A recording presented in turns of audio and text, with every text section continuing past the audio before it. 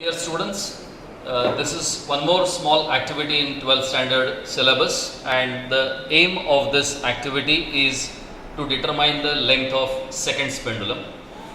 Seconds pendulum is a pendulum whose time period is equal to 2 seconds. So the value of time period capital T is equal to 2 seconds is what we are going to have. If I go for the formula of simple pendulum's time period, I find that the time period of simple pendulum is given by this equation, that T is equal to 2 pi root of capital L upon G. Here that capital L stands for the entire corrected length of the pendulum. Because we are just able to measure the length of the thread, and I have to measure the entire length considering from the point from which we hang that till the center of mass of the spherical bob, so that entirely is to be considered as capital L. G is the acceleration due to gravity, it's a constant value.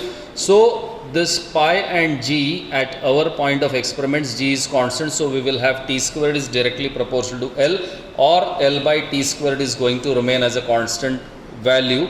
And this logic we are going to use for determining the length of seconds pendulum, that by taking various you can say readings, I can find what is the reading of for different lengths. I'll try to find what is the value of capital T, and that L by T squared has to be equal to length of seconds pendulum divided by time period of second pendulum square, where Ts is equal to 2, so Ts squared will be equal to 4, and then I will be able to get that the length of seconds pendulum is basically equal to 4 times of L by T squared. So this is the formula that we are going to use. So all this entire activity is only going to measure what is the mean value of L by T squared.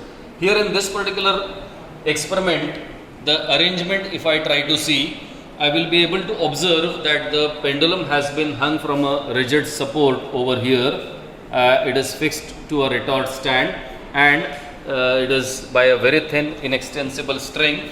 I have got a spherical bob at the bottom, the radius of which is equal to 1 centimeter, and I have in fact already measured the entire length of the string to be equal to 79 centimeter from the top till this particular position. It is 79. So the corrected length of this pendulum will be equal to 80 centimeter. Now for this 80 centimeter length of pendulum, what I simply have to do is I have to set this pendulum into oscillations. I have already switched the fans off so that the breeze will not affect my readings.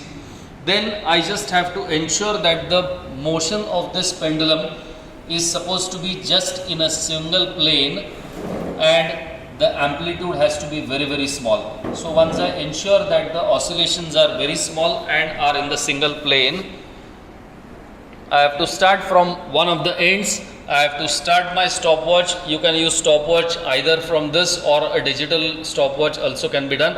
You can start it from any position you want. Initially you can set it up into oscillations and then decide your starting point. Maybe right now I want to start from this position.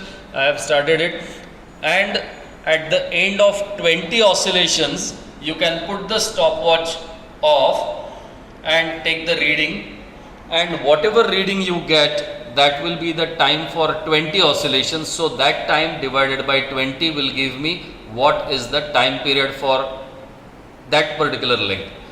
Instead of taking only this reading of time only once, I will take this twice or thrice. I would suggest to take those 20 oscillations 3 times.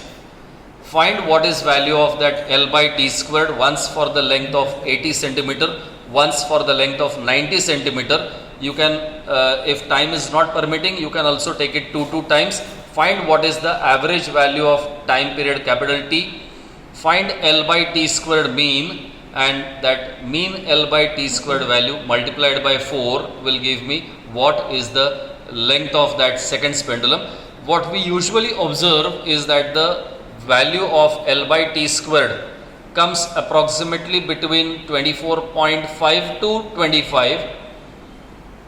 So that number multiplied by 4 will give you almost the correct length of the seconds pendulum. Thank you. Thanks for watching this.